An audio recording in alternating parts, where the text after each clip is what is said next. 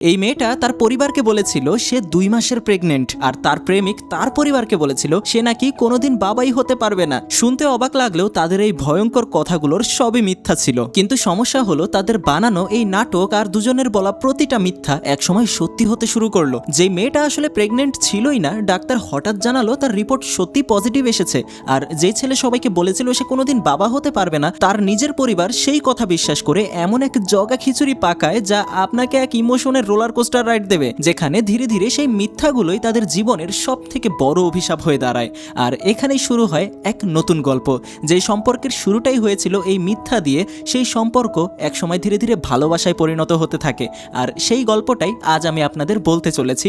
বিশ্বাস করুন, অনেকদিন পর এমন একটা টকঝাল মিষ্টি গল্প দেখলাম যেখানে আপনি এক মুহূর্ত হাসবেন আর পরের মুহূর্তে দু চোখ ভিজিয়ে ফেলবেন। সিনেমার নাম হলো আন্তে সুন্দরামিকি। তো চলুন ডুব দেওয়া যাক আজকের গল্পের গভীরে।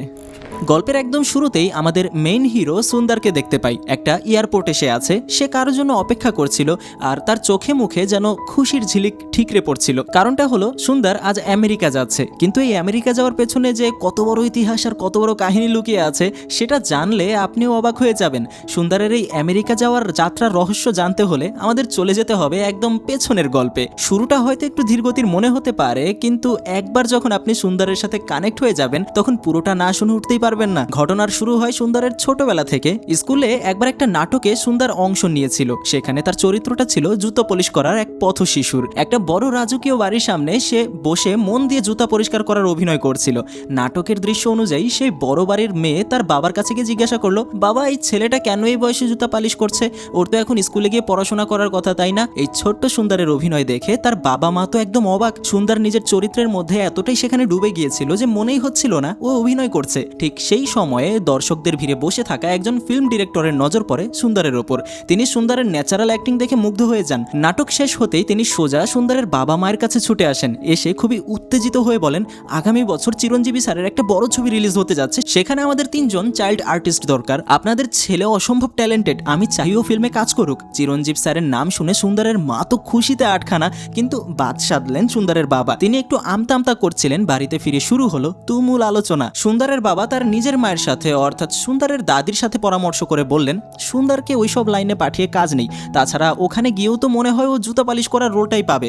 কিন্তু সুন্দরের মা দমে যাওয়ার পাত্রী নন। তিনি সুন্দরের দাদিকে বুঝিয়ে বললেন, মা রোলটা কি সেটা বড় কথা নয়, চিরঞ্জীব স্যারের ছবিতে সুযোগ পাওয়া মানে ভাগ্যের ব্যাপার, আমাদের ওকে যেতে দেওয়া উচিত। সুন্দর আড়ালে দাঁড়িয়ে সব শুনছিল আর মনে মনে লাফাচ্ছিল। এর মধ্যেই এলো আসল ধামাকা। চিরঞ্জীবী স্যারের সেই সিনেমার শুটিং হবে আমেরিকায়। তার মানে সুন্দরকে আমেরিকা পাঠানো হবে। এই খুশিতে সুন্দর সারা পাড়া মাথায় তুললো। সে বন্ধুদের কাছে গিয়ে বুক ফুলিয়ে বলতে শুরু করলো, আমি চিরঞ্জীব স্যারের সাথে অভিনয় করতে আমেরিকা যাচ্ছি। পুরো শহর জেনে গেল সুন্দরের কপাল খুলে গেছে। আমেরিকা যাওয়ার সব প্রস্তুতি তখন তুঙ্গে। ঠিক তখনই সুন্দরের বাবা তার মায়ের কাছে গিয়ে এক নতুন দুশ্চিন্তা নিয়ে হাজির হলেন। সুন্দরের খুশিতে জল ঢেলে দিয়ে ওর বাবা সুন্দরের মায়ের সামনে দাঁড়িয়ে বেশ গম্ভীর গলায় বললেন, দেখলে তো আমি যেটার ভয় পাচ্ছিলাম সেটাই হলো। ওই ডিরেক্টর আসলে একটা আস্ত চিটার, পুলিশ ওকে জালিয়াতি কেসে ধরে নিয়ে গেছে। সুন্দর আড়ালে দাঁড়িয়ে সব শুনছিল। ওর বাবা আরো বললেন, শুনেছি ওই লোকটা আসলে বাচ্চাদের ভুল বুঝিয়ে কিডন্যাপ করতো আর তারপর ওদের মুম্বাইয়ের ফুটপাতে ভিক্ষা করতে ছেড়ে দিত। এই কথা শোনা মাত্র সুন্দরের বুকটা যেন ফেটে গেল। ওর আমেরিকার স্বপ্ন চিরঞ্জীব স্যারের সাথে অভিনয়ের সব নিমিষেই ধুলায় মিশে গেল। পাড়ার ছেলেপেলেরা যখন এটা জানতে পারলো তারা ওকে নিয়ে যাচ্ছে তাইভাবে ঠাট্টা তামাশা করতে শুরু করলো। কিন্তু সুন্দরের বাবার এসবে কোনো ভ্রুক্ষেপ নেই। তিনি নিজের সিদ্ধান্তেই অটল। না তিনি সুন্দরের জেদ পূরণ করেন, না সুন্দরের মায়ের কোনো পরামর্শ শোনেন। সুন্দরের সব বন্ধুদের কাছে ঝকঝকে সাইকেল আছে, শুধু ওরটাই নেই। সুন্দর একদিন ওর বাবার সামনে গিয়ে বুক ফুলিয়ে বলল, বাবা আমার একটা সাইকেল চাই। কয়েকদিন পর বাবা সাইকেল আনলেন ঠিকই, কিন্তু সেটা দেখে সুন্দরের মাথা আকাশ ভেঙে পড়লো। বাবা ওর জন্য নিয়ে এসেছেন একটা লাল রঙের লেডিস সাইকেল। সুন্দরের বাবা কেন জানি মনে হতে লাগলো যে সুন্দর বোধহয় আর 5টা বাচ্চার মতো নর্মাল না, ওর কপালটাই খারাপ। তাই তিনি জগরাও নামের এক পণ্ডিতকে ডেকে সুন্দরের কুষ্টি দেখালেন। পণ্ডিত মশাই উল্টে পাল্টে দেখে মুখটা তেতো করে বললেন, এই ছেলের কুষ্টিতে তো দোষ আর দোষ, অশুভ গ্রামে অশুভ গ্রহের মেলা বসেছে। বেশ, তারপর থেকেই সুন্দরের জীবনে শুরু হলো যজ্ঞ আর হবন। বাড়িতে যজ্ঞের ধোঁয়ায় টেকা দেয় পণ্ডিতের নির্দেশে সুন্দরের মাথা কামিয়ে মুন্ডন করে দেওয়া হলো। শুধু তাই নয়, ওর ঘরের দেওয়ালে হিন্দু ধর্মানুযায়ী ভগবানের ছবিটা টাঙিয়ে দেওয়া হলো। বাড়ির লোক বিশ্বাস করতো যে এই ছবির সামনে যা বলা হবে তাই সত্য হবে। সুন্দর যখন এটা জানতে পারলো, সে ছবির সামনে দাঁড়িয়ে পাগলের মতো চিৎকার করে বলতে লাগলো, আমি আমেরিকা যাব, আমি আমেরিকা যাব, আমি আমেরিকা যাবই। কিন্তু ওই যে পোড়া কপাল, জগরাও পণ্ডিত ফতোয়া জারি করলেন সুন্দরের কুষ্টি বলছে তাতে 30 বছর বয়সের আগে ও কোনোভাবে আমেরিকা যাওয়া সম্ভব নয়। সুন্দরের তো মেজাজটাই বিগড়ে গেল। ও ভাবলো এই পণ্ডিত পণ্ডিতের আমি কি ক্ষতি করেছি? ও আমার পেছনে হাত ধুয়ে লেগেছে। আস্তে আস্তে সুন্দর বড় হলো, কিন্তু ওর বাড়ির ওই হবনার পূজা পাঠের অত্যাচার থামলো না। ও একটা কঠোর ব্রাহ্মণ পরিবারের ছেলে, তাই নিয়মকানুন আর কুসংস্কারের শেষ নেই। ওর জীবনে হাজারটা প্রবলেম থাকতে পারে, কিন্তু এই মুহূর্তে সব থেকে বড় সমস্যা হলো ওই অন্তহীন যজ্ঞ। গল্প এবার কয়েক বছর সামনে এগিয়ে গেল। সুন্দর এখন একটা বিলবোর্ড কোম্পানিতে চাকরি করে, আর ওর মাথায় এখন একটাই ভূত সওয়ার, যে কোনো মূল্যে আমেরিকা যেতেই হবে। কিন্তু ওর বস ওকে কোনোদমই বিশ্বাস করে না, তাই সুন্দর বুদ্ধি খাটিয়ে সৌম্যার সাহায্য নিল। সৌম্য মেয়েটা ভীষণ ইন্টেলিজেন্ট আর বসের খুবই প্রিয় পাত্রী। অফিসের কাজে আমেরিকার টিকিট সৌম্যারই পাওয়ার কথা ছিল। সুন্দর খুবই ভালো করেই জানতো যদি কোনোভাবে সৌম্যাকে রাজি করানো যায় তবে ওর জায়গায় সুন্দর নিজে আমেরিকা যেতে পারবে। সৌম্যা রাজি হলো ঠিকই, কিন্তু ও একটু অবাক হয়ে সুন্দরকে জিজ্ঞাসা করলো, সবই তো বুঝলাম, কিন্তু এই অসম্ভব কাজটা তুমি সম্ভব করলে কিভাবে? সুন্দর তখন রহস্যময় হাসি দিয়ে সৌম্যাকে বলল, এই পুরো কাজটা হবে একটা মিথ্যা নাটকের ওপর ভিত্তি করে। আমি তোমাকে যা যা মিথ্যা বলতে শিখিয়ে দেবো, তোমাকে ঠিক সেটাই বসের সামনে বলতে হবে। সুন্দর সৌম্যাকে বসের কাছে গিয়ে কি কি বলতে হবে তার একটা মাস্টার প্ল্যান বুঝিয়ে দিল। সৌম্যা বসের কেবিনে গিয়ে একদম করুণ মুখ করে দাঁড়িয়ে পড়ল। সুন্দর ওকে যা যা শিখিয়ে দিয়েছিল ও ঠিক সেভাবেই বলতে শুরু করলো। সৌম্যা বসকে গিয়ে বলল, স্যার এই মুহূর্তে আমেরিকা যেতে পারছি না তো, আমার ভাইয়ের বিয়েটা হুট করে ভেঙে গেছে, আর তার উপর আমার দাদিও মারা গেছেন। এদিকে নানিও অসুস্থ, বিছানা থেকে উঠতে পারছেন না, আমাকে বাড়ি থেকে সবার দেখাশোনা করতে হবে। সোমবার এই মিথ্যার অভিনয় এতটাই নিখুঁত ছিল যে বস কোনো সন্দেহ ছাড়াই রাজি হয়ে গেলেন। অফিসে বাধা তো কাটলো, কিন্তু এবার আসল বিপদ হলো নিজের বাড়িতে। সুন্দর মনে মনে ভাবলো, অফিস ম্যানেজ করা তো সহজ, কিন্তু আমার ওই খিটখিটে বাবার যজ্ঞ করা ফ্যামিলিকে মানানো তো। সুন্দরের বাবা কোনো মতে রাজি হচ্ছিলেন না। সেই একই কথা পণ্ডিত জগরাও যেখানে স্পষ্ট মানা করেছেন যে 30 বছরের আগে তুই আমেরিকা গেলে তোর অমঙ্গল হবে, সেখানে আমি তোকে কিভাবে পাঠাই। সুন্দর বুঝতে পারলো সোজা আঙুলে ঘি উঠবে না। ও সোজা জগরাই পণ্ডিতকে ফোন লাগালো। ফোনে পণ্ডিতকে ও এমন ঠান্ডা মাথায় হুমকি দিয়ে বলল, শোনো হে পণ্ডিত, তুমি যদি বাবাকে এখনই ফোন করে গ্রিন সিগন্যাল না দাও তাহলে আমি তোমার মেয়েকে ভাগিয়ে নিয়ে যাব। ঠিক 2 দিনের মধ্যে বিয়ে করব, তার সাথে যা যা করার সব করব, আর তারপর আবার তোমার বাড়িতেই ফেরত পাঠিয়ে আসবো। এখন তুমিই ঠিক করো কি করবে। পণ্ডিত তো ভয়ে নীল হয়ে গেলেন। সে সাথে সাথে সুন্দরের বাবাকে ফোন করে বললেন যে গ্রহ নক্ষত্রের অবস্থান লেগে বদলে গেছে, এখন সুন্দর আমেরিকা যেতে পারবে। ব্যাস, সুন্দরের বাবাও আর অমত করলেন না। এদিকে সোম্যাকে যখন সুন্দর এই পুরো প্ল্যানিংটা বলছিল, সোম্যা তখন একটু চিন্তিত হয়ে বলল, সুন্দর নিজের বাবার বসকে নিয়ে এতগুলো মিথ্যা কথা বলাটা ঠিক হচ্ছে? সুন্দর হেসে উড়িয়ে দিয়ে বলল, আরে ধুর, এগুলো সব জাস্ট মিথ্যা, সত্যি তো আর হচ্ছে না যে বিপদে পড়বা। গল্প এরপর আমাদের নিয়ে গেল সুন্দরের সেই ছোটবেলার স্মৃতিতে। তবে এবারের গল্পটা সুন্দরের নয়, বরং লীলার। আপনাদের মনে আছে সেই স্কুলের নাটকের কথা, যেখানে সুন্দর জুতা পালিশ করেছিল? লীলা সেই বড় লোকের মেয়ের চরিত্রেই অভিনয় করেছিল। ও অসম্ভব সুন্দর অভিনয় করেছিল, কিন্তু কপাল দেখুন, পরদিন খবরের কাগজে সুন্দরের প্রশংসা এলো, লীলার নাম কোথাও ছিল না। এমনকি স্কুলের ড্যান্স কম্পিটিশনেও সব বাচ্চাকে নেওয়া হলো, শুধু বাদ পড়লো লীলা। লীলার এত কষ্ট দেখে ওর বাবা টমাস ওকে অনেক আদর করে বোঝালেন, লীনার পরিবার হলো কট্টর খ্রিস্টান। টমাস সাহেব অন্য কোনো ধর্ম বা জাতের ওপর বিন্দুমাত্র বিশ্বাস করেন না, এমনকি ভিন্ন ধর্মের কারো হাতে খাবার পর্যন্ত তিনি স্পর্শ করেন না। এর কারণ হলো অতীতে একবার অন্য ধর্মের কিছু লোক তাকে খুব অপমান করেছিল, সেই থেকে তিনি সবার ওপর ভরসা হারিয়ে ফেলেছেন। লীলা ছোটবেলাতেই বুঝে গিয়েছিল নাচ বা অভিনয়ের চেয়ে ওর ক্যামেরা বেশি ভালো লাগে। ও বড় হয়ে একজন প্রফেশনাল ফটোগ্রাফার হতে চায়, আর সেখান থেকেই বর্তমানে বড় হয়ে ও এখন একজন প্রফেশনাল ফটোগ্রাফার হয়ে গেছে। লীলার একটা বড় বোন আছে, তার নাম পুষ্পা। পুষ্পা একটা ছেলেকে ভালোবাসে, কিন্তু বাবা টমাস তো সাফ জানিয়ে দিয়েছেন যে তিনি লাভ ম্যারেজ বা অন্য কোনো উটকো ছেলের সাথে বিয়ে একদম বরদাস্ত করবেন না। তবে শেষমেশ পুষ্পার নাছোড়বান্দা জেদার কান্নাকাটির কাছে টমাস হার মানলেন।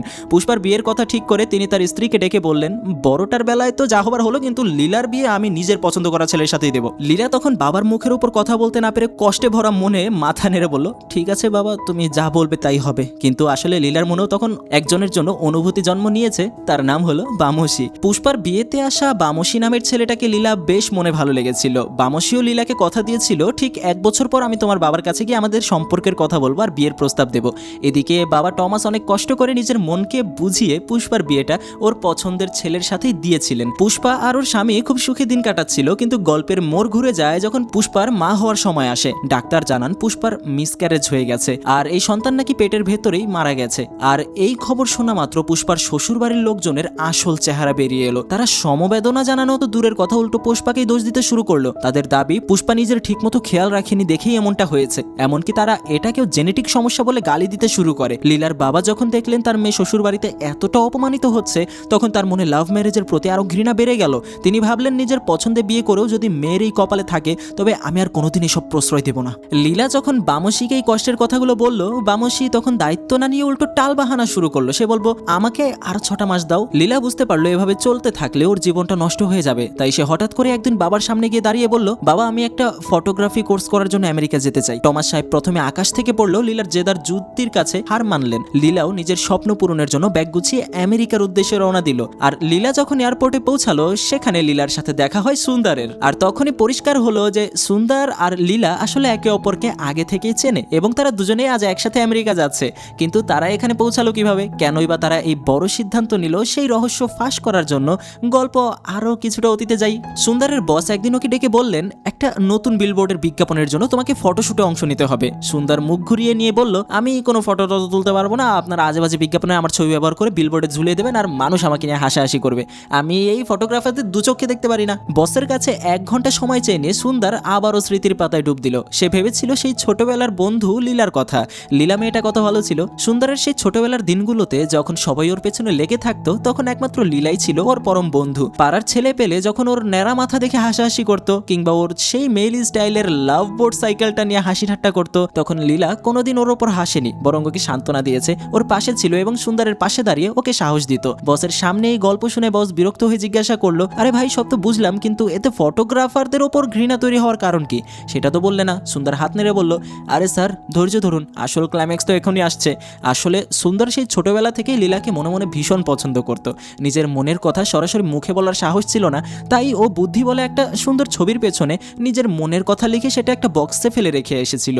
লীলা যখন সেই ছবিটা পায় ও আন্দাজ করতে পেরেছিল কাজটা সুন্দরেরই। সে কয়েকবার সুন্দরকে জিজ্ঞাসা করলো, এই সুন্দর সত্যি করে বলতে এই ছবিটা কি তুই এখানে রেখেছিস? সুন্দর তখন ইগো বা লজ্জার খাতিরে ডাহা মিথ্যা কথা বলে দিল, না আমি কেন রাখতে যাবো, এসব কিছু আমি জানি না। যদিও সুন্দর অস্বীকার করেছিল, কিন্তু লীলা সেই ছবি দেখে মনে মনে ভীষণ ইমপ্রেসড হয়ে গিয়েছিল। লীলা সুন্দরকে এক আকাশ উৎসাহ নিয়ে বলেছিল, সুন্দর তুই জানিস দুনিয়ায় প্রথম ফিমেল ফটোগ্রাফার কে ছিলেন? কার্ল। আর এই ছবিটা ওনারই তোলা। এটা আমার লাইফের সব থেকে ফেভারিট একটা ফটোগ্রাফ। লীলার মুখে ফটোগ্রাফির প্রতি এই ভালোবাসা দেখে সুন্দর ঠিক করলো সে নিজের মনের কথা বলেই দেবে। ও খুব পরিপাটি হয়ে একটা ক্যাফেতে গেল লীলার সাথে দেখা করতে, কিন্তু সেখানে গিয়ে যা দেখলো তাতে ওর পায়ের তলার মাটি সরে গেল। ও দেখলো লীনা সেখানে বামসি নামের একটা ছেলের সাথে বসে আছে, যে কিনা লীলার বয়ফ্রেন্ড। হ্যাঁ, যেমনটা বলেছিলাম, যেমনটা আপনারা জানেন। এই দৃশ্য দেখেই সুন্দরের বুকটা ভেঙে চুরমার হয়ে গেল। ও বিষণ্ণ মনে যখন বাড়ি ফিরছিল তখন ওর একটা ছোটখাটো অ্যাক্সিডেন্ট হয়। সুন্দর বসকে বানিয়ে বলল, স্যার ওই দিন থেকে আমি লীলাকেও ভুলে গেলাম আর ওই ফটোগ্রাফি নামক আপদটাকেও দু চোখে দেখতে পারি না। সুন্দরের এই করুণ কাহিনী শুনে বস পটে গেলেন ঠিকই, কিন্তু কাজের বেলায় তার ছাড় দিলেন না। তিনি বললেন, গল্প তো ফাটাফাটি, কিন্তু বিলবোর্ডের জন্য ফটো তোমাকে তুলতেই হবে। শুটিং এর দিন সুন্দর দেখলো ওকে সুপারম্যানের কস্টিউম পরতে হবে। ও যখন অনিচ্ছা সত্ত্বেও রেডি হয়ে স্টুডিওতে ঢুকলো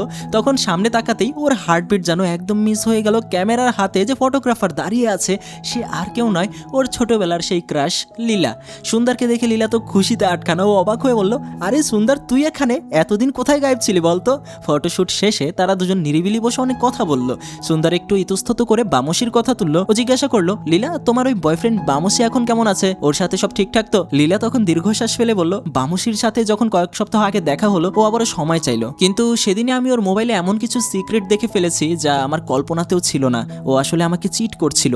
এই কথা শোনা মাত্র সুন্দরের মনের ভেতরে লাড্ডু ফুটতে শুরু করলো। সে ভেতরে ভেতরে মহাখুশি হলো, মুখে খুব গম্ভীর করে লীলাকে সান্ত্বনা দিতে লাগলো। ও লীলার মন ভালো করার জন্য এমন সুন্দর সুন্দর কথা বললো যে লীলা যেন আবারও নতুন করে প্রাণ ফিরে পেল। ছোটবেলার সেই টান তো রয়েই গেছে, তাই তারা আবারও একে অপরের খুব কাছে চলে এলো। বিলবোর্ডের কাজের সুবাদে প্রতিদিন দেখা হতে শুরু করলো। কাজ করতে করতে তারা একে অপরের সাথে এতটাই কানেক্ট হয়ে গেল যে সুন্দর একদিন ঠিক করলো ওর মাকে নিজের সেই বিশাল বিলবোর্ডটা দেখাতে নিয়ে যাবে। সুন্দর ভাবলো এটা ওর জীবনের একটা বড় সাকসেস, আর এই সাফল্যের পেছনে লীলার হাত আছে, এটা মা দেখলে খুব খুশি হবেন। যখন সে লীলাকে নিয়ে বাড়ির দিকে রওনা দেয় তখন সুন্দরের মা নিজের ছেলের বিশাল বিলবোর্ডটা দেখার পর তার চোখে মুখে যেন তৃপ্তি ফুটে উঠেছিল। তা দেখে লীলা তো বেশ অবাক। ও সুন্দরকে বলল, বাহ সুন্দর, তোর মা তো এই কাজটা দেখে বেশ খুশি হয়েছেন মনে হচ্ছে। সুন্দর তখন একটা দীর্ঘশ্বাস ফেলে উত্তর দিল, আরে নারী লীলা, মা আসলে খুশি নন, ওটা জাস্ট একটা স্যাটিসফ্যাকশন। জানিস তো আমাদের বাড়িতে এত এত নিয়ম আর যজ্ঞের অত্যাচার চলে, মা ওগুলো দেখতে দেখতে আসলে হাফ ছাড়ার জায়গা পান না, তাই সে এখানে একটু খুশি বোধ করছে। এইভাবেই দিনের পর দিন কাজের উসিলায় সুন্দর আর লীলা একে অপরের একদম ভেতরে ঢুকে গেল। ছোটবেলার সেই চেনা মানুষটা যখন আবার নতুন করে সামনে এলো তখন পুরনো আবেগগুলো আবারও চনমনে হয়ে উঠলো। লীলা একদিন সুন্দরকে খুব আবেগী গলায় বলল, জানিস সুন্দর, মাত্র কয়েক সপ্তাহ আগে আমার ব্রেকআপ হয়েছে। আমি স্বপ্নেও ভাবিনি যে এত তাড়াতাড়ি আমি সব ভুলে আবার স্বাভাবিক হতে পারবো, আর এই সবটাই সম্ভব হয়েছে তোর জন্য। তুই পাশে ছিলি বলেই আমি আবার হাসতে পারছি। সেদিন কথা শেষ করে সুন্দর যখন বাড়ির দিকে রওনা দেবে ঠিক তখন লীলা ওর হাতটা আলতো করে ধরে বলল, সুন্দর আমরা কি বিয়ে করতে পারি? এই কথাটা শোনার জন্য সুন্দর যেন ছোটবেলা থেকে একদম চাতকের মতো প্রতীক্ষায় ছিল। ওর ভেতরে তখন খুশির তুফান বইছে, কিন্তু খুশির রেশ কাটতে না কাটতেই সামনে এসে দাঁড়ালো এক বিশাল দেওয়াল। সুন্দর হলো কট্টর হিন্দু ব্রাহ্মণ পরিবারের ছেলে, আর লীলা হলো খ্রিস্টান। দুই পরিবারের মধ্যেই জাতপাতের বাজবিচার এতটাই চরম পর্যায়ে যে তারা অন্য ধর্মের মানুষের ছায়া পর্যন্ত মারায় না। লীলার বাবা তো অন্য ধর্মের কথা শুনলেই তেলে বেগুনে জ্বলে ওঠে, আর তার উপর লাভ ম্যারেজ কথাটা ওনার কাছে মহাপাপের সমান। অন্যদিকে সুন্দরের বাড়িতে অন্য ধর্মে বিয়ে করা মানে বংশের মুখে চুনকালি মাখানো। এত বড় পাহাড় কিভাবে সে টপকাবে তা দুজনেই বুঝতে পারছিল না। সুন্দর ঠিক করলো একবার ইনডিরেক্টলি বাড়ির লোকজনের মনটা বুঝে দেখা যাক। ও একদিন হাসতে হাসতে ওর ঠাকুমাকে গিয়ে জিজ্ঞাসা করলো, ঠাকুমা আমার একটা বন্ধু আছে, সে হিন্দু ছেলে, ও না একটা খ্রিস্টান মেয়েকে বিয়ে করে ফেলেছে, তো ওর বাড়ির লোক কি ওদের মেনে নেবে? দাদি এই কথা শোনা মাত্র রেগে ফেটে পড়লেন, আমি ওর পা ভেঙে দেবো, আর তুইও যদি ওই আপদকে কোনোদিন এই বাড়ির ত্রিসীমানায় নিয়ে আসিস তবে ওর দুই পা ভেঙে তোকেও ধরিয়ে দেবো। আর লীলাও কম চেষ্টা করেনি, ওর বাবার জন্য ব্রাহ্মণদের খুব ফেমাস একটা রেসিপি রান্না করে নিয়ে এসেছিল, কিন্তু ওর বাবা টমাস সেটা ছায়া তো দূরে থাক রেগে মেগে আগুন হয়ে গেলেন। সুন্দর আর লীলা দুজনেই বুঝে গেল যে সামনে মস্ত বড় বিপদ, সোজা পথে এদের রাজি করানো অসম্ভব। ঠিক তখনই সুন্দরের মাথায় একটা জেমস বন্ড মার্কা আইডিয়া খেলে গেল। ও ভাবলো এটাই হবে আমাদের মাস্টার প্ল্যান। সুন্দর লীলাকে পক করে বুঝিয়ে বলল, শোনো লীলা, আমাদের দুই পরিবারকে রাজি করতে হলে একটা বিশাল বড় মিথ্যা সাজাতে হবে। আমাদের এমন পরিস্থিতি তৈরি করতে হবে যাতে ওরা বাধ্য হয়ে আমাদের বিয়ে করিয়ে দেয়। আমরা প্রথমে আমেরিকা যাব, সেখান থেকে ফিরে আসার পর তুমি তোমার বাবাকে গিয়ে বলবে যে তুমি 2 মাসের প্রেগনেন্ট, আর ওই বাচ্চার বাবা হলেন এক হিন্দু ছেলে। ব্যাস, তখন ইজ্জত বাঁচাতে উনি তড়িঘড়ি করে আমার সাথেই তোমার বিয়ে করিয়ে দেবেন, আর আমি আমার বাড়িতে গিয়ে বলবো যে আমার কোনোদিন বাচ্চা হবে না, আমার সমস্যা আছে। সুন্দরের মাস্টার প্ল্যান অনুযায়ী ও ঠিক করলো নিজের বাড়িতে গিয়ে বোমাটা ফাটাবে। মূলত এই প্ল্যানিং এ দুজনের পরিবার থেকে একটু বাধ্য হয়ে তারা নরম হবে, আর নিজেদের সম্মান যেন আরো বেশি ধুলায় না মিশে যায় সেজন্য তারা তাদেরকে বিয়ে করাতে বাধ্য হবেন। এরকমই তাদের প্ল্যান। ব্যাস, এই অদ্ভুত আর ভয়ঙ্কর মাস্টার প্ল্যান মাথায় নিয়ে আমাদের আজকের গল্পের হিরো হিরোইন আমেরিকার উদ্দেশ্যে রওনা দিল। বর্তমানে ফিরে এসে দেখা যায় তারা আমেরিকায় গিয়ে বেশ কিছুটা সময় নিজেদের মতো করে কাটালো। তারা ঠিক করলো কার্লা নামের সেই ফটোগ্রাফার যেই বিচে সেই বিখ্যাত ছবিটা তুলেছিল, যেটা সুন্দর ছোটবেলায় লীলাকে গিফট করেছিল, সেই বিচে গিয়ে তারা আংটি বদল করবে। কিন্তু সেখানে গিয়ে তাদের কপাল পুড়লো, গিয়ে দেখলো সেই বিচ এখন সাধারণের জন্য বন্ধ করে দেওয়া হয়েছে। অগত্যা মন খারাপ করে তারা এক জায়গায় বসলো এবং স্থির করলো যে এবার সময় এসেছে বাড়িতে ভয়ঙ্কর মিথ্যা কথা বলার। দুজন দুজনকে সাহস দিয়ে নিজেদের বাড়িতে ফোন করলো। সুন্দর তার বাড়িতে মিথ্যা বললো, আর লীলা ওর বাবাকে জানালো যে সে নাকি প্রেগনেন্ট 2 মাসের। কিন্তু ওপাশের রিয়াকশন যা হলো তা কল্পনাও করেননি কেউ। দুজনের বাড়ির লোকই কোনো চিৎকার চেঁচামেচি না করে খুব ঠান্ডা মাথায় ফোনটা কেটে দিল। এতে সুন্দর আরো দুশ্চিন্তায় পড়ে গেল। ও লীলাকে বোঝালো, দেখো লীলা, বাড়ির লোক চুপ করে আছে মানে বড় কোনো তুফান আসছে। যখন আমরা ইন্ডিয়া ফেরত যাব তখন এয়ারপোর্টে আমাদের দুই পরিবারই আমাদের নিতে আসবে, তখন আমাদের দুজনকে একদম অস্কার জয়ী অভিনয় করতে হবে। কিন্তু ইন্ডিয়ার এয়ারপোর্টে নামার পর সুন্দরের পুরো প্ল্যান একদম মাটিতে মিশে গেল। এয়ারপোর্টে না এলো সুন্দরের বাড়ির লোকের কেউ, না এলো লীলার পরিবার। সুন্দরকে একা দাঁড়িয়ে থাকতে দেখে লীলা হো হো করে হাসতে শুরু করলো। ও সুন্দরকে টিটকারি দিয়ে বলল, কই, হ্যাঁ তোমার মাস্টার প্ল্যান কই গেল? তোমার ফ্যামিলি তো ভুলেও এদিকে আসেনি, এই নাও তোমার লিস্ট, এটা নিজের পকেটেই রাখো। সুন্দর দমে না গিয়ে ভাবলো বাড়িতে গিয়ে সরাসরি ফয়সালা করতে হবে। সুন্দর যখন নিজের বাড়ির সামনে পৌঁছালো দেখলো বাড়ির সামনে মস্ত বড় প্যান্ডেল বা টেন্ট খাটানো হয়েছে। ও তো ভয়ে নীল হয়ে গেল, ওর মনে হয় বাড়িতে নির্ঘাত কেউ মারা গেছে, হয়তো ঠাকুমা আর নেই। কিন্তু ভেতরে গিয়ে দেখলো ও সব কিছুই না। তাড়াহুড়ো করে বাড়ি ঢোকার সময় এক অদ্ভুত কাণ্ড ঘটলো, সুন্দরের আর লীলার ব্যাগ অদল বদল হয়ে গেছে। মানে সুন্দরের কাছে চলে এলো লীলার ব্যাগ, আর লীলার কাছে সুন্দরেরটা। লীলা বাড়িতে পৌঁছাতে না পৌঁছাতেই ব্যাগ চেক করতে গিয়ে টের পেলো এটা সুন্দরের ব্যাগ। ও সাথে সাথে সুন্দরকে ফোন করে বলল ব্যাগটা ফেরত দিয়ে যেতে। এদিকে সুন্দরের বাড়িতে তখন অন্য নাটক চলছে। সুন্দরের মা ওকে চুপি চুপি এসে বললেন, তোর বাবা বাইরে গেছেন, উনি এখনই ফিরে এসে সবার সামনে ঘোষণা করবেন যে তোর আসলে কি সমস্যা হয়েছে। সুন্দর তো রেগে আগুন। ও ভাবলো বাবা কি পাগল হয়ে গেছেন, সবার সামনে আমার ইজ্জত এভাবে নিলাম করবেন। অন্যদিকে লীলার বাড়িতেও লঙ্কা কাণ্ড ঘটে গেছে। লীলার মা ওকে হিড়হিড় করে টেনে নিয়ে যাচ্ছেন আর বেদম মারধর করছেন। তিনি চিৎকার করে বলছেন, তোর লজ্জা করে না, তুই প্রেগনেন্ট হয়ে ঘরে ফিরে এসিস? তিনি লীলার হাতে একটা প্রেগনেন্সি টেস্ট কিট ধরিয়ে দিয়ে বললেন, এখনই বাথরুমে যা আর আমার সামনে চেক করে দেখা ওসব মিথ্যা কিনা। লীলা তো মহা বিপদে পড়ে গেল, ও তো আসলেও প্রেগনেন্ট নয়, কিন্তু এখন কিট টেস্টের নেগেটিভ এলে তো ওর সব মিথ্যা ধরা পড়ে যাবে। দিশেহারা হয়ে লীলার সাথে সাথে সুন্দরকে ফোন লাগালো। লীলার ফোন আসতেই সুন্দরের পায়ের তলার মাটি সরে গেল। লীলা ওপাশে অঝরে কাঁদছে আর বলছে, সুন্দর আমি তো শেষ, মা আমাকে বাথরুমে পাঠাচ্ছে আবার টেস্ট করার জন্য, এখন আমি কি করব? এদিকে সুন্দরের নিজের বাড়িতেও তখন তুলকালাম কাণ্ড। ওর বাবা বাইরে থেকে ফিরে এসেছেন আর যে কোনো মুহূর্তে বাড়ির সবার সামনে সুন্দরের সেই ফার্টিলিটি সমস্যার বোমাটা ফাটিয়ে দেবেন। সুন্দর পাগলের মতো বাইক নিয়ে বাড়ির দিকে রওনা দিল যাতে বাবাকে কোনো মতে থামানো যায়। কিন্তু বাড়ির পৌঁছানোর আগেই ওর মা ফোন করে জানালেন তোর বাবা অলরেডি বাড়িতে ঢুকে পড়েছে আর সবাইকে বসার ঘরে ডাকছেন। সুন্দর তখন বাইক চালাতে চালাতে লীলাকে বুদ্ধি দিল, লীলা একদম ঘাবড়াবি না, বাথরুমে গিয়ে ওই কিটের ওপর এক ফোঁটা মাউন্টেন ডিউ ঢেলে দিস, তোর ব্যাগে আছে মনে হয়, দেখবি রেজাল্ট পজিটিভ আসবে। ওদিকে সুন্দরের বাবা যখন মুখ খুলতে যাবেন ঠিক তখনই সুন্দরের মা বুদ্ধি খাটিয়ে ওনাকে থামানোর জন্য বললেন, ওকে শুনছো, সুন্দরের নাকি অ্যাক্সিডেন্ট হয়েছে, এখন ওসব কথা থাক, আগে ছেলের খোঁজ নাও। কিন্তু কপাল খারাপ হলে যা হয়, সুন্দরের কাছে থাকা লীলার ব্যাগটা ঠিক ওই মুহূর্তেই মেঝেতে পড়ে গিয়ে হা হয়ে গেল। ভেতর থেকে লীলার জামা কাপড় আর ওদের দুজনের ঘনিষ্ঠ কিছু ছবি বেরিয়ে এলো। সুন্দরের বাবা তো দেখে আকাশ থেকে পড়লেন। মজার ব্যাপার হলো সুন্দর বাবাকে আটকানোর জন্য তাড়াহুড়ো করতে গিয়ে সত্যি সত্যি ছোটখাটো একটা অ্যাক্সিডেন্ট করে বসলো, আর ওর বাবা হাসপাতালে গিয়ে ওর উপর চিল্লাপাল্লা করতে শুরু করলো। হারামজাদা, তুই তো ফোনে বলেছিলি তুই কোনো কাজের না, তোর দ্বারা বংশ রক্ষা হবে না, কিন্তু এই মেয়েটা আবার কোত্থেকে এলো, ওর সাথে তোর কিসের ছবি? ব্যাস সুন্দর ব্যথায় কুকড়ে গিয়ে বললো, বাবা আমি তো পুরোটা বলতে চেয়েছিলাম, কিন্তু আপনি তো ফোনটা কেটে দিলেন। ওর বাবা তখন গদগদ করে বললেন, আরে ওসব কোনো ব্যাপার না, আমরা আবার চেক আপ করাবো, ডাক্তার দেখবো, সব ঠিক হয়ে যাবে। অন্যদিকে লীলার বাড়িতে তখন শোকের ছায়া। মা বাবা জেনেই গেছেন মেয়ে প্রেগনেন্ট। ইজ্জত বাঁচাতে লীলার বাবা টমাস সাহেব জোসেফ নামের এক খ্রিস্টান ছেলেকে বাড়িতে ডেকে পাঠালেন। জোসেফকে সব খুলে বলা হলো লীলা প্রেগনেন্ট, অন্য কোনো হিন্দু ছেলের বাচ্চার মা হতে চলেছে। কিন্তু অবাক করা বিষয় হলো সব শুনেও জোসেফ বিয়েতে রাজি হয়ে গেল। লীলা ভয়ে সুন্দরকে সব জানালো। সুন্দর ভাবলো এই জোসেফ আবার কোন আতেল রে ভাই, অন্যের বাচ্চা জেনেও বিয়ে করতে রাজি। ও আর দেরি না করে সোজা জোসেফের সাথে দেখা করতে গেল। সুন্দর ওকে বোঝানোর চেষ্টা করলো যে লীলা আসলে ওকে ভালোবাসে না, কিন্তু জোসেফ তো মহাধারীবাজ। ও খুবই প্র্যাকটিক্যাল গলায় সুন্দরকে বলল, দেখুন ভাই আপনি ওকে ভালোবেসেছেন আর ও আপনাকে, আর এতে আমার কিছু যায় আসে না, ও এখন আপনাকে ছেড়ে আমার কাছে আসছে, এটাই বড় কথা। আর বোনাস হিসেবে তো আমি একটা বাচ্চাও পেয়ে যাচ্ছি, আমার তো লাভই লাভ। জোসেফের এই ফ্রি বাচ্চার থিওরি শুনে সুন্দরের মাথায় রক্ত উঠে গেল। ও বুঝতে পারলো এই মাস্টার প্ল্যান এবার ও বিপরীত হতে চলেছে। ও মনে মনে বলল, বেশ বুদ্ধি খাটানোই আমার কাল হলো রে ভাই। আর অন্যদিকে কিন্তু সুন্দরের অবস্থাও আরো কাহিল, আর অবশ্য খুবই খারাপ। ওর বাবা উঠে পড়ে লেগেছেন ছেলের অসুখ সারানোর জন্য, ঘরভর্তি যজ্ঞের ধোয়া, আর তার উপর চলছে আজব সব কসরত আর ব্যায়াম। বাবা কোত্থেকে সব তিতকুটে জড়িবুটি নিয়ে এসেছেন আর সুন্দরকে জোর করে গেলাচ্ছেন। ঝাড়ফুঁক থেকে শুরু করে টুকটাক কিছুই বাদ যাচ্ছে না। সুন্দর মনে মনে ভাবছে, হে খোদা, মিথ্যা বলতে গিয়ে যে এখন জানটা বেরিয়ে যাবে। সুন্দর মরিয়া হয়ে আবারও জোসেফের সাথে দেখা করলো। ওকে বোঝানোর চেষ্টা করলো, ভাই আমরা দুজন দুজনকে জান দিয়ে ভালোবাসি, এটা জানার পরও তুমি কেন মাঝখানে ঢুকছো?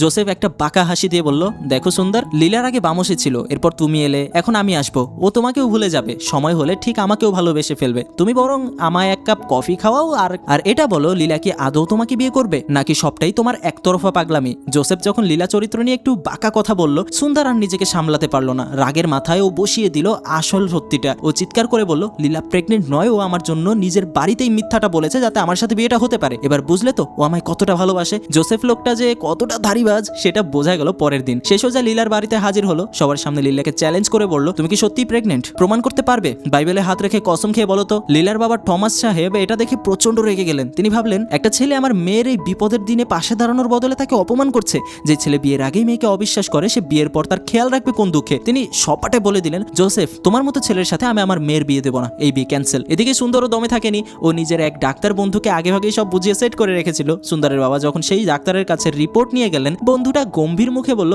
আঙ্কেল সুন্দরের কন্ডিশন তো খুব খারাপ, ও কোনো কাজের না, ওর দ্বারা বাচ্চা হওয়া অসম্ভব। এই কথা শুনে সুন্দরের বাবা হাউ হাউ করে কাঁদতে শুরু করলেন। সুন্দর আড়ালে দাঁড়িয়ে দেখলো ওর জেদি আর শক্ত মনের বাবাই প্রথম ওর জন্য বাচ্চাদের মতো কাঁদছেন। দৃশ্যটা দেখে সুন্দরের বুকটা হু হু করে উঠলো।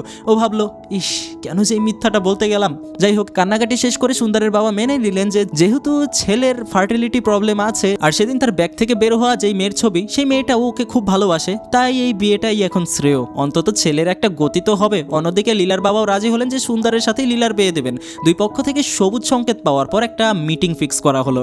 সুন্দর তার বাবাকে কানে কানে বলে দিল, বাবা আমার ওই সমস্যার কথা কিন্তু ভুলে ওদের জানাবেন না, ওটা সিক্রেট থাক, আমি সঠিক সময়ে ওদের বলে দেবো। লীলাও তার বাড়ির লোককে একইভাবে ম্যানেজ করলো। এখন শুধু দুই পরিবারের মুখোমুখি হওয়ার অপেক্ষা। সুন্দরের প্ল্যান অনুযায়ী কাজ হচ্ছিল। দুই পরিবার যখন প্রথমবার মুখোমুখি বসার কথা ঠিক করলো, তখন সুন্দর আর লীলা দুজনের ভেতরে ভেতরে কাঁপছিল। লীলা আগেভাগেই তার বোন পুষ্পাকে কল করে সবটা শোনাতে চাইছিল যে ভেতরে ঠিক কি কথা হচ্ছে। বিয়ের কথাবার্তা চলাকালীন হঠাৎ সুন্দরের বাবা লীলার প্রশংসায় পঞ্চমুখ হয়ে উঠলেন। তিনি টমাস সাহেবকে বললেন, আপনার মেয়ে তো রত্ন, ওর মতো একজন মেয়ে আজকালকার সমাজে দেখাই যায় না, ও যা করেছে তাতে আমি ওর ওপর গর্ববোধ করছি। এখন তিনি এই কথা বলেছেন অন্য চিন্তা করে, কিন্তু এই কথা শুনে সুন্দর আর লীলার তো আত্মারাম খাঁচা হওয়ার জোগাড়। তারা ভাবছে, বাবা আমাদের কি মিথ্যাটা ধরে ফেললেন, সত্যি সত্যি না অন্য কিছু ভাবছেন। ঠিক সেই মুহূর্তে তার বড় বোন অর্থাৎ পুষ্পার হঠাৎ প্রসব বেদনা শুরু হতে শুরু করলো। সুন্দরের মা কিন্তু এক মুহূর্ত দেরি না করে পুষ্পার পাশে গিয়ে দাঁড়ালেন। তিনি পুষ্পাকে এতটাই যত্ন আর মমতা দিয়ে সামলালেন যে মনে হচ্ছিল পুষ্পা ওনার নিজের মেয়ে। সুন্দরের মায়ের হাতে যেন জাদু ছিল, ওনার সেবায় পুষ্পার কষ্টটা অনেকটা কমে গেল।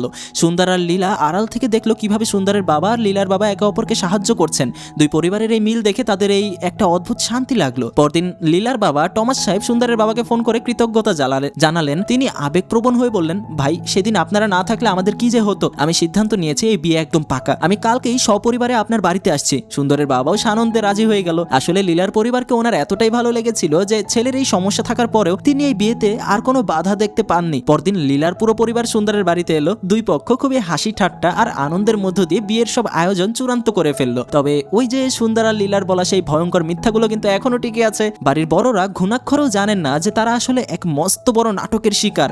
এর কিছুদিন পরেই খুশির খবর এলো যে পুষ্পার একটা ফুটফুটে ছেলে হয়েছে, মানে সুন্দর আর লীলার সংসারে আনন্দ যেন ডাবল হয়ে গেল। কিন্তু সুখ তো আর সবার হয় না। একদিন লীলার মা একটা মলে শপিং করছিলেন, সেখানেই হঠাৎ সেই ধরিবাজ জোসেফের সাথে তার দেখা হয়ে গেল। জোসেফ তো সব জানে যে লীলা আসলে প্রেগনেন্ট নয়। সে হাসতে হাসতে লীলার মাকে উস্কে দিয়ে বললেন, আপনার মেয়ে কিন্তু আপনাদের মস্ত বড় বোকা বানিয়েছে, ও কিন্তু মোটেও প্রেগনেন্ট নয়, সবটাই নাটক। লীলার মা প্রথমে জোসেফের কথা বিশ্বাস করতে চাননি, কিন্তু মনের ভেতর একটা খচখচানি দানা বাঁধলো। তিনি সাথে সাথে টমাস সাহেবকে সবকিছু ফোন করে জানালেন। লীলার মা চাইলেন একবার কনফার্ম হতে মেয়ে মিথ্যা বলছে নাকি জোসেফ, তাই তিনি এক ফোন দিয়ে আটলেন। তিনি লীলার কাছে গিয়ে খুবই মিষ্টি করে বললেন, চল মা, আজ আমরা দুজনে মিলে একটু শপিং করে আসি। শপিং করার নাম করে তিনি লীলাকে নিয়ে সোজাসুজি একটা হাসপাতালের সামনে গিয়ে দাঁড়ালেন। লীলা তো দেখে ও বুঝতে পারলো আজকে তো আর রেহাই নেই। অন্যদিকে অফিসের ডেস্কে বসে সুন্দর তখন সৌম্যের সাথে জরুরি কিছু আলাপ করছিল। ও জানতো না যে বাইরে ওর সাজানো তাসের ঘরটা যেন মুহূর্তে ভেঙে পড়তে চলেছে। সৌম্যা যখন সুন্দরের ডেস্কে এসে দাঁড়ালো, ওর মুখটা একদম ফ্যাকাশে হয়ে গিয়েছিল।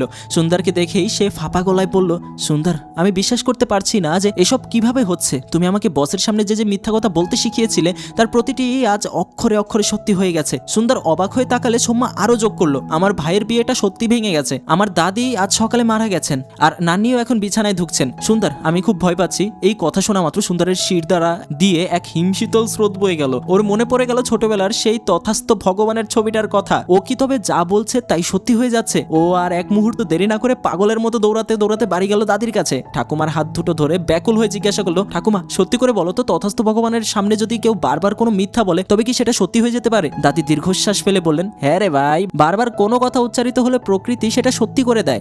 এদিকে লীলার মা শপিং এর নাম করে লীলাকে হাসপাতালে নিয়ে গিয়ে ওর সব চেক আপ করিয়ে ফেলেছেন। সুন্দর ওর মায়ের কাছে গিয়ে একই প্রশ্ন করলো। ওর মাও গম্ভীর মুখে বললেন, তোর বাবাও একই কথা বিশ্বাস করেন। আর জানিস সুন্দর, তোর বাবা যখন জানতে পেরেছেন যে তিনি না বুঝে লীলার বাবার সাথে তোর এই ফার্টিলিটি সমস্যার মিথ্যার কথা বলেছেন, তখন ওনার খুব অপরাধ বোধ হচ্ছে। উনি এখনই লীলার বাবার কাছে যাচ্ছেন সব সত্যিটা স্বীকার করতে। সুন্দরের মাথায় যেন আকাশ ভেঙে পড়লো। ও সাথে সাথে বাবাকে ফোন করে চিৎকার করে বললো, বাবা দোহাই লাগে, আপনি টমাস আঙ্কেলকে কিছু বলবেন না, আমি ওনাকে অন্য একটা সত্যি বলবো, আপনি শুধু মুখ বন্ধ রাখুন। কিন্তু নাটকের আসল ক্লাইম্যাক্স তখনও বাকি ছিল। সুন্দর যখন লীলাকে ফোন করলো, ওপাশ থেকে লীলা কান্নায় ভেঙে পড়লো। ও বলল, হাসপাতালের সবকটা রিপোর্ট পজিটিভ এসেছে, ডাক্তার বলেছেন আমি নাকি সত্যি প্রেগনেন্ট। সুন্দর পাথরের মতো স্তব্ধ হয়ে দাঁড়িয়ে রইল। ও বুঝতে পারলো ওর প্রতিটি মিথ্যা, এমনকি সেই মাউন্টেন ডিউ ট্রিক ছাড়াই আজ রুরো বাস্তব হয়ে ওর সামনে দাঁড়িয়েছে সেই সবগুলো। ও হন্তদন্ত হয়ে ওর সেই ডাক্তার বন্ধুর কাছে গেল রিচেক করতে, কিন্তু সেখানে গিয়ে দেখলো ওর বাবা আগে থেকেই সেখানে বসে আছেন। ডাক্তার বন্ধুটি আর কতক্ষণ মিথ্যা চাপাচাপি করবে? সে সুন্দরের বাবার কাছে সব ফাঁস করে দিয়েছে যে সুন্দর আসলে একদম সুস্থ, ওর কোনো শারীরিক সমস্যা নেই। সুন্দরের বাবা ওর দিকে এমন এক দৃষ্টিতে তাকালেন যা সুন্দর কোনোদিন ভুলবে না। ওনার চোখে ছিল পাহাড় প্রমাণ কষ্ট আর বিশ্বাস ভঙ্গের যন্ত্রণা। সুন্দরের মাও ওর সাথে কথা বলা বন্ধ করে দিলেন, কারণ তার ছেলে বাড়ির সবার আবেগের সাথে এত বড় একটা খেলা করেছে। একটু পরে সুন্দর আর লীলার দেখা হলো। লীলা থরথর করে কাঁপছিল। বাড়ির সবাই ভাবছে লীলা হয়তো বিয়ের আগে অন্য কারোর সাথে সম্পর্কে জড়িয়ে এখন বিষয়টা যেন কেমন হয়ে গেল। কিন্তু সুন্দর লীলার হাত শক্ত করে ধরলো আর বলল, লীলা, আমি এই রিপোর্টের উপর এক ফোঁটা ভরসা করছি না। আমি জানি আমাদের সত্যিটা কি, কিন্তু আমাদের এই মিথ্যার জাল যে আমাদেরকে এভাবে গিলে খাবে সেটা আমি কল্পনাও করতে পারিনি। সুন্দর বুঝতে পারলো খোদা ওর উপর সহায় হয়েছে ঠিকই, কিন্তু সেই আশীর্বাদে এখন ওর জীবনের সব থেকে বড় অভিশাপ হয়ে দাঁড়িয়েছে। হাসপাতালের করিডোরে সুন্দর যখন লীলার হাত ধরেছিল, ওর নিজের উপর নিজে ঘৃণা হচ্ছিল। ও লীলার চোখের দিকে তাকিয়ে খুব দৃঢ় গলায় বলল, লীলা, আমি আজে বাজে রিপোর্টের এক ফোঁটাও বিশ্বাস করি না, আমি শুধু তোমাকেই বিশ্বাস করি। ঠিক সেই মুহূর্তে নার্স এসে লীলাকে ডাক্তারের কেবিনে ডেকে নিয়ে গেল। সুন্দর সেখানে পৌঁছালো, কিন্তু ডাক্তারের গম্ভীর মুখ দেখে ওর বুকটা ফেপে উঠল। কিছু একটা তো খুব বড় রকমের গড়বড় হয়েছে। লীলার পুরো ফ্যামিলি যখন ডাক্তারের সামনে বসলো, ডাক্তার খুব শান্ত গলায় এক ভয়ঙ্কর সত্য সামনে আনলেন। তিনি বললেন, লীলা আসলে প্রেগনেন্ট নয়, ওর পেটে একটা ছোট্ট টিউমার আছে। ভাগ্যিস আপনারা ওই টেস্টগুলো করিয়েছিলেন, না হলে টিউমারটা জানতেই পারতেন না। ডাক্তার আরো যোগ করলেন, আমাদের এখনই সার্জারি করতে হবে। যদি টিউমারটা খুব বেশি ছড়িয়ে থাকে তবে আমাদের লীলা সত্যি সত্যি ফার্টিলিটি প্রবলেমে ভুগবে, যার কারণে পরবর্তীতে সে কখনো মা হতে পারবে না। আর এই কথা শোনা মাত্র লীলার বাবা মা কান্নায় ভেঙে পড়লেন। ওই হাসি খুশি মেয়েটার জীবনে এমন অন্ধকার নেমে আসবে যেটা সে কল্পনাও করেনি। সুন্দর সেখানে দাঁড়িয়ে সব শুনছিল। ওর নিজের বাবা মাও সেখানে উপস্থিত ছিলেন। সুন্দরের পরিবারের কাছে কিন্তু সব বিষয় একদম ফাঁস হয়ে গেছে, তারা সকল সত্যটা জানেন, কিন্তু এখনো লীলার পরিবার বিষয়টা সম্পর্কে জানে না। সুন্দর আর নিজেকে সামলাতে পারলো না। ও টমাস আঙ্কেলের সামনে গিয়ে দাঁড়িয়ে এক নিঃশ্বাসে নিজের সব মিথ্যা স্বীকার করে নিল। ও বলল যে ওর কখনো ফার্টিলিটির প্রবলেম ছিল না, সবটাই ছিল ওদের একটা চাল। এই কথা শোনা মাত্র লীলার বাবা রাগের মাথায় সুন্দরের গালে সপাটে একটা চর বসিয়ে দিলেন। সুন্দর গাল ডলতে ডলতে বলল, আঙ্কেল, আপনি যদি এই চরটা আমায় না মারতেন তবে আমার নিজের খুব অস্বস্তি লাগতো। আমি অপরাধী, আমাকে শাস্তি দিন। কিন্তু বিশ্বাস করুন, লীলা খুবই সাহসী। মা হতে পারাটা কোনো চয়েস বা বাধ্যবাধকতা নয়, আমি লীলাকেই ভালোবাসি, ওর শারীরিক অবস্থাকে নয়। সুন্দর যখন ওখান থেকে চলে আসছিল ও দেখলো ওর মা আড়ালে দাঁড়িয়ে কাঁদছেন, কিন্তু এই চোখের জল কষ্টের নয় বরং গর্বের। মা আজ ওনার ছেলেকে চিনতে পেরেছেন। বাড়িতে ফেরার পর সুন্দরের বাবা বেঁকে বসলেন। তিনি বললেন, বিয়ে হবে না, আমার ছেলে যখন একদম ঠিক আছে তখন আমি একটা অসুস্থ মেয়ের সাথে ওর বিয়ে কেন দেবো, যে কোনোদিন আমাদের বংশের প্রদীপ জ্বালাতে পারবে না। এই কথা শুনে সুন্দরের মা রণচণ্ডী মূর্তি ধারণ করলেন। তিনি ওনার স্বামীকে আচ্ছা করে শুনিয়ে দিলেন, আপনার লজ্জা করে না? কাল পর্যন্ত যখন জানতেন আপনার ছেলে বাচ্চা দিতে পারবে না তখন ওই মেয়েটাকে আপনার রত্ন মনে হচ্ছিল, আর সব জেনেও আপনার ছেলেকে তারা গ্রহণ করতে চেয়েছিল বলে আপনি তাকে মাথায় করে রেখেছেন। আর আজ যখন মেয়েটার বিপদ হয়েছে তখন আপনি মুখ ঘুরিয়ে নিচ্ছেন। ও মা হতে পারুক আর না পারুক, আমার ছেলের বিয়ে হবে ওই লীলার সাথেই, এটাই আমার শেষ কথা। আর যদি সুন্দরের কোনো সমস্যা না থাকে তাহলে আপনার কোনো কিছু বলার অধিকার নেই। মায়ের এই তেজ দেখে সুন্দরের বাবার ইগো চুরমার হয়ে গেল। তিনি মাথা নিচু করে নিজের ভুল বুঝতে পারলেন। সুন্দর আর এক মুহূর্ত দেরি না করে দৌড়ে হাসপাতালে গেল ও লীলার বাবার সামনে গিয়ে দাঁড়ালো। তারপর লীলা কেবিনে ঢুকলো। লীলা যখন বেডে শুয়ে ম্লান হাসছিল, সুন্দর ওর কপালে হাত রেখে বলল, আমি সারা জীবন তোমার সাথে আছি লীলা, কিছু হবে না তোমার। লীলা সুন্দরের হাতটা শক্ত করে চেপে ধরলো। সুন্দর, আমরা কি এখনই বিয়েটা করে নিতে পারি? সুন্দর ওর কপালে চুমু খেয়ে বলল, সার্জারিতে যাই হোক না কেন তুমি সুস্থ হয়ে ওঠো, তারপর আমরা ধুমধাম করে বিয়ে করব। কোনো পরিবার কোনো সমাজ আমাদেরকে আটকাতে পারবে না। আর ওসব নিয়ে আমার কোনো মাথা ব্যথা নেই। আমার কাছে বাবা হতে পারা বা না পারাটা কোনো বড় কথা নয়, বড় হলো তুমি। আমি শুধু তোমাকেই বিয়ে করবো এবং সারা জীবন তোমার পাশেই থাকবো। আর এখানেই মূল গল্পটার একটা প্রতিফলন দেখা যায়। মূলত সার্জারিতে কি হয়েছিল, পরবর্তীতে লীলা তার মা হওয়ার ক্ষমতা হারিয়ে ফেলেছিল নাকি সব ঠিকঠাক ছিল, সেই বিষয়ে আমাদের কিছু জানানো হয়নি। তবে সত্যি বলতে সেই মুহূর্তের পর ওসব আর জরুরি ছিল না। এরপর একদিন সুন্দর আর লীলার ধুমধাম করে বিয়ে হয়ে যায়। মজার ব্যাপার হলো তাদের বিয়েটা হয়েছিল ঠিক সেই বিচে যেটার ছবি কার্লা তুলেছিলেন এবং যেটা দেখে লীলা ফটোগ্রাফার হওয়ার স্বপ্ন দেখেছিল। বিয়ের পর সেই বিচের বালিতে দুজন মিলে পাশাপাশি বসে গল্প করছিল। ঠিক তখনই লীলা সুন্দরের দিকে তাকিয়ে একটু দুষ্টু ভরা মিষ্টি হাসি দিয়ে বলল, সুন্দর, আমি তোমাকে একটা সত্যি কথা বলতে চাই। আসলে তোমার কাছে আমি একটা ছোট্ট মিথ্যা কথা বলেছিলাম। সুন্দর অবাক হয়ে তাকালে লীলা আরো যোগ করলো, আমি তোমাকে বলেছিলাম না যে দুনিয়ার প্রথম ফিমেল ফটোগ্রাফারের নাম কার্লা? আসলে ওটা একদম ভুল তথ্য। কার্লা আসলে আমার ওই টিচারের নাম যিনি আমাকে ফটোগ্রাফি শিখিয়েছিলেন। লীলার এই স্বীকারোক্তি শুনে সুন্দর একচোট হো হো করে হেসে উঠলো। যে সম্পর্কের শুরুটাই হয়েছিল মিথ্যের পাহাড় দিয়ে, সেখানে এইটুকু মিষ্টি মিথ্যে তো কেবল ভালোবাসাই বাড়ায়। আর এভাবেই শেষ হয় সুন্দর আর লীলার এই টকঝাল মিষ্টি প্রেমের গল্প। তো সত্যি বলতে এই মুভিটা আমার পার্সোনালি খুব পছন্দ হয়েছে। আপনাদের কেমন লাগলো সেটা কমেন্টে জানাতে ভুলবেন না। আর এই যে স্ক্রিনে যদি আরো একটা ভিডিও ভেসে উঠে থাকে তাহলে ক্লিক করে দেখা শুরু করতে পারেন। এই ভিডিওটাও চমৎকার ভালো লাগবে আপনার। তো আজকের ভিডিওটা ভালো লেগে থাকলে লাইক করবেন, কমেন্ট করবেন, শেয়ার করে দেবেন, নতুন হলে সাবস্ক্রাইব করবেন। আর কিছু চাইবো না। ধন্যবাদ।